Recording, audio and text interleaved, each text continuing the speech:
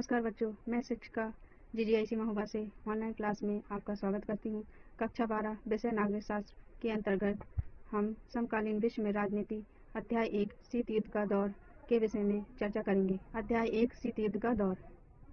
शीत युद्ध का दौर 1991 में सोवियत संघ के विखंडन के बाद शीत युद्ध के अंत को समकालीन विश्व राजनीति की शुरुआत समझा जाता है।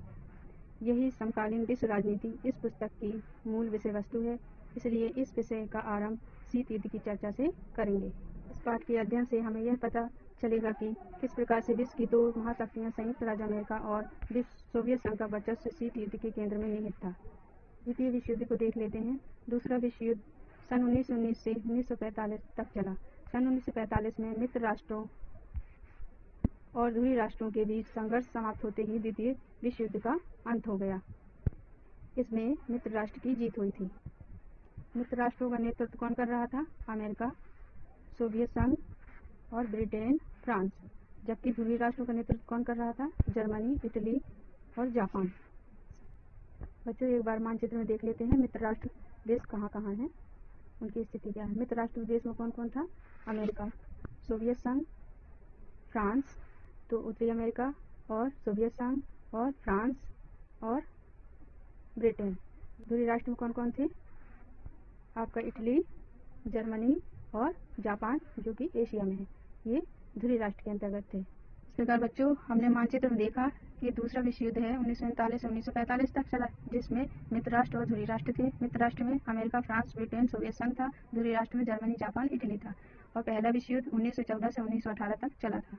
इस प्रकार बच्चों, जर्मनी और जापान दूसरे विश्व युद्ध में हार चुके थे और विश्व के अन्य देश युद्ध से हुए विध्वंस की मार का सामना कर रहे थे। अमेरिका और सोवियत संघ सबसे बड़ी ताकत के रूप में उभर कर सामने आए थे। इन दोनों के पास इतनी शक्ति और क्षमता थी कि दुनिया में होने वाली किसी भी घटना को प्रभावित कर सकते थे। बच्चों, अगस्त 1945 में अमेरिका ने जापान के दो प्रमुख शहर हिरोशिमा और नागासाकी पर परमाणु बम गिराकर जापान को घुटने टेकने के लिए विवश कर दिया था। इस घटना के बाद ही द्वितीय विश्व युद्ध का अंत हो गया और दूसरे विश्व युद्ध के समापन के साथ ही युद्ध यानी कि शीत युद्ध की शुरुआत हो गई। बच्चों, अब देखते हैं शीत युद्ध। शीत युद्ध, जिसे इंग्लिश में कोल्ड वार भी कहते हैं।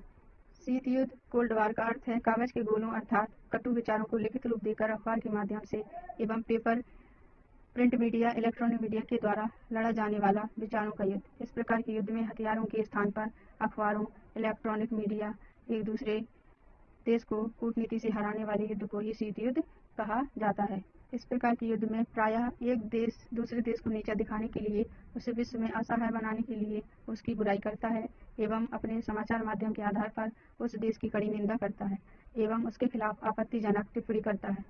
शीत युद्ध किसके बीच में चल रहा था? अमेरिका और रूस के मध्य चलने वाले विचारों के द्वंद्व का नाम ही शीत युद्ध है, जो कि वास्तव में युद्ध नहीं हो रहा था, लेकिन युद्ध जैसी स्थिति बनी हुई थी। वो एक दूसरे को नीचा दिखाने की कोशिश कर रहे थे, यानी कि दो ध्रुवीय विश्व का आरंभ हो जाता है।